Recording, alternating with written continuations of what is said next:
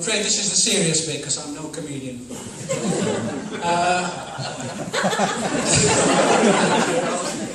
I've got 3 children.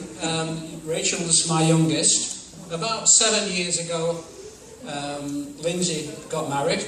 That was the first wedding in the family. Got married to Dave.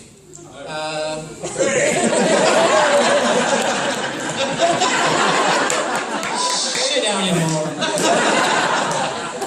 It's often heard said at a wedding that when the bride's father loses a daughter and gains a son-in-law.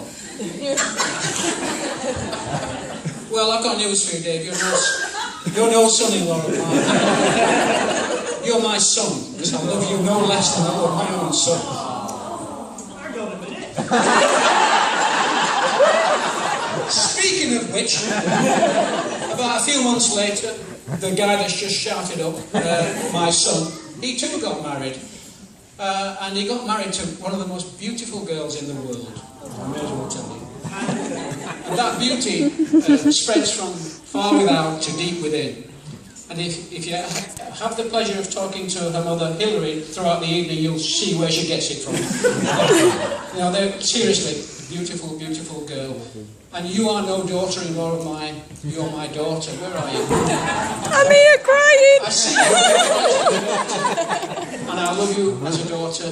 And when you joined the family, you increased my daughter's tally from 2 to 3. But then, my youngest child, this one, and hopefully, certainly the last wedding in the family, we're celebrating her wedding tonight. Now, I feel it my duty for the less observant of you amongst us, and it is a little dark in this room.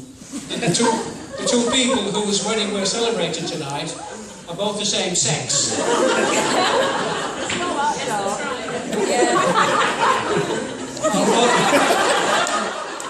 There's a clue up there as well. I didn't realise that we were going to have that. And I have to be honest with you, when I discovered the sexual orientation of my daughter, it wasn't an easy experience for me. I've had a lot of adjusting to do.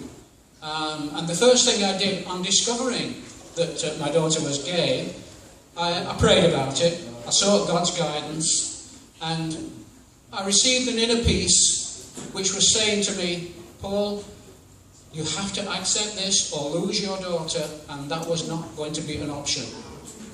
So I did something which I've occasionally in the past advised other people to do.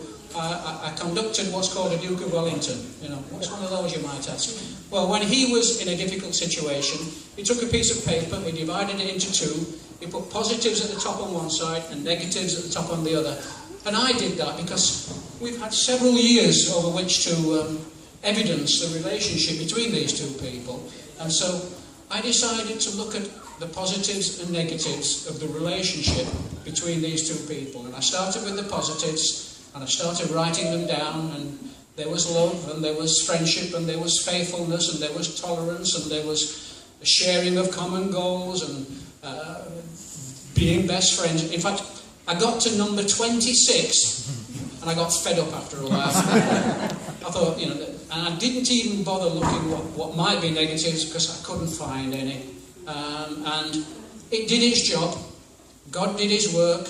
I had an inner peace which told me this is good, this is right, this is proper, and this is the celebration that we're having tonight. And it's such a wonderful, wonderful feeling because it's changed me tremendously in my attitude towards people. It's changed me. I'm a much more tolerant man than I ever used to be. And that's because of my daughter and the wonderful partner that she's chosen. I'm going to finish, but I'd like you to indulge me for a second and engage your imaginations, and imagine that a few years back, Rachael was to come up to me and say, Dad, I've got a couple of things to tell you. Number 1, I'm gay, and number 2, I want to get married. And imagine that I said to her, well, okay, Rachael, I'll go along with that on one condition. Well, what's that, Dad? The condition is that I choose your partner for you. And she thought for a while and said, well, if that's what it's going to take, Dad, I'll accept it. Ladies and gentlemen, I'll tell you now that I would have scoured every square inch of this planet until I found Melanie.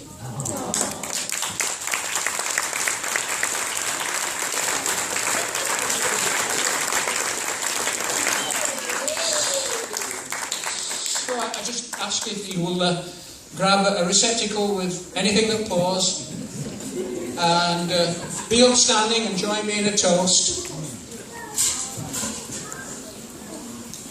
Quite simply, to Rachael and Mel. Rachael and Mel. All the best, you two. Love you both.